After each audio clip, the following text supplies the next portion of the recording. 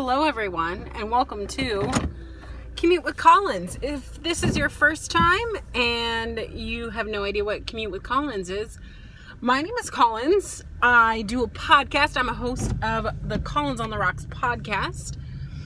The podcast is taking a little bit of a break, so I think there's a couple episodes if you want to know what that's all about. But Commute with Collins is me driving home from work or driving to work, and I'm just going to talk about something that's on my mind, and you can listen and sound off in the comments if you've had a similar experience or you completely disagree with me.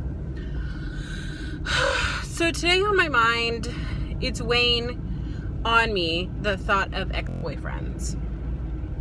I don't know if you're like me, if you've had a lot of exes or a lot of I've had more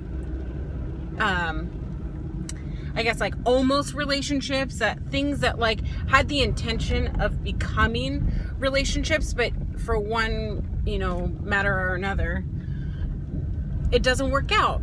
So I'm just driving. I hope this isn't distracting, that I'm not looking at you. But I feel like I'm too empathetic to be responsible for my emotions in this case. So if I come off as inappropriate, or if I come off as arrogant or whiny, just know that this is my emotion. These are things I control for myself. If you want to react a different way, or if you want to pass judgment in that way, you have the complete right to have that opinion. But I do want to remind you, as I have had to delete a couple comments, if you're going to be a dick in my comment section, you're out. I'm done. I don't really tolerate people being dicks just to be dicks, or trolling just for the sake of trolling, because I do think it's destructive and not helpful to the situation at all. I want everything to, it doesn't have to always be uplifting, but I like to have some seriousness to the conversation at hand. So let's jump into it. So you guys know I've talked a lot about a lot of my exes, but this one in particular kind of came up, and it's always this time of year that I've talked about him. He and I haven't dated for almost 3 years now, and he was introduced to me by a close friend at a party, and we hit it off that night, and what was supposed to just be a one-night thing turned into be this series of events, just, oh, let's hang out, let's do all these things, I'm gonna come over, and it just kind of turned into a little bit of magic. And I always felt like we had magic, but there was always something missing, which was the commitment part. So we tried different scenarios, we tried different lightings and temperatures, you've play with the formula a little bit, because when you have chemistry and you have magic, you wonder why the formula just doesn't, or the way you execute it doesn't match up. So this is interesting. I don't usually run into traffic right here. So I'm reminded of this ex-boyfriend because a year ago my podcast came out, and a year ago I talked about that ex-boyfriend, and a year ago that ex-boyfriend found out that I had talked about him in my podcast, in which I used a code name, which is what I do in all of my podcasts. I don't say anyone's name, last name, first name. I use code names because it's okay to share your experience. And I just wanted to talk to you guys because I've always been a very open person about my life. That's the way I process and heal through things that are really painful. But I feel like, so this ex-boyfriend, let me just go from the start. He heard that he was a topic on my podcast, processed it, and decided to unfriend me and my co-host, which was my best friend Sammy. And we both figured that out because this person also never posts on social media, and he happened to post, or someone had mentioned it, and I was like, I haven't seen a post from him, and realized it was because he had deleted me. So, you know, you can take that personally and be like, wow, my ex-boyfriend doesn't want to hear me shit on him on a podcast where I don't even mention his name. Like, I totally get that.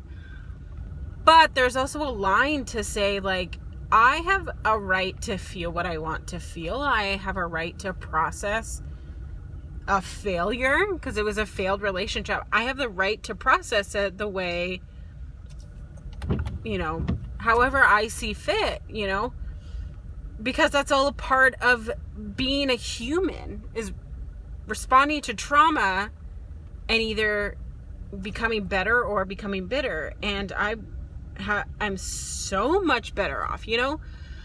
I am in a wonderful fucking relationship where we were talking about things that it's like, wait, are we talking about marriage and like doing all this shit together? Like, is this healthy? I don't know what this is. But I've come so far since me and this guy broke up. But you know what? Him deleting me is his problem. And I want to reiterate this, like, whether you're wanting to create your own podcast or blog or vlog or whatever, people are going to have negative feelings about everything that you do. And whether you think that that's true, hello, people are critics.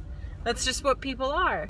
But it's one of those things in life where it's like, okay, someone's going to critique what I'm doing because I might not be doing it how they see fit, which the way that they're doing it wouldn't be good for me, or maybe it's in a language that I don't understand, so I couldn't execute it like they could.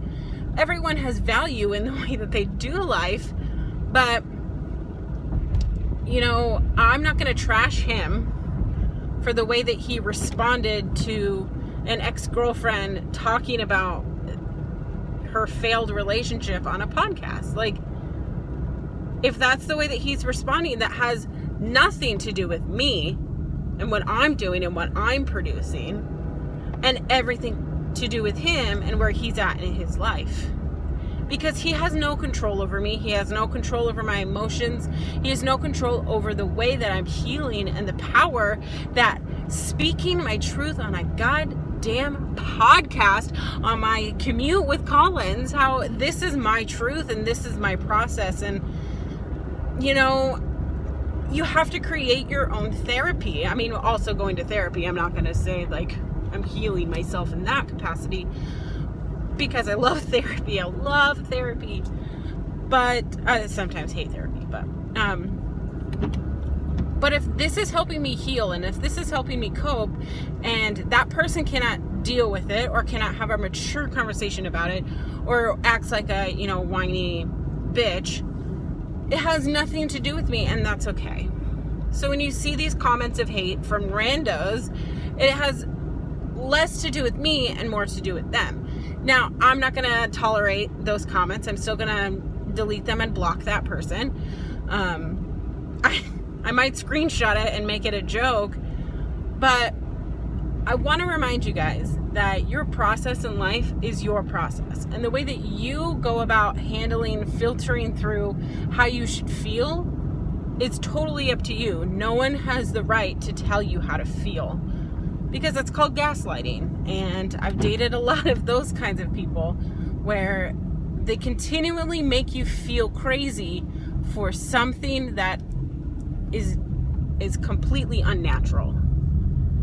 You know, in that relationship, I was constantly feeling like I was offending this person, or I was having too many emotions, or being too extra, or being too loud, or being too immature, when you really should be with someone that complements your highs and lows, but also helps you steer more towards north, you know, more towards progress and becoming a better person.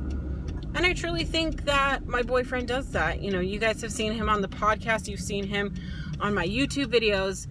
But he's just like a gem of a human. And he's just such a solid person. And he makes me so happy. So yeah. What do you guys do to filter through trauma, filter through things that, you know, you're going through, whether it's a breakup or a loss of a friend or even a fight? How do you filter through? How do you process through it? Do you do it publicly or do you do it inwardly? Let me know down in the comments down below. I'm also uploading this episode on Facebook, so if you're new here and you've never watched one, thank you so much for coming, and I hope to see you on my next commute. This is only a leg of my commute. I still have like 40 minutes left, but I want to hear from you.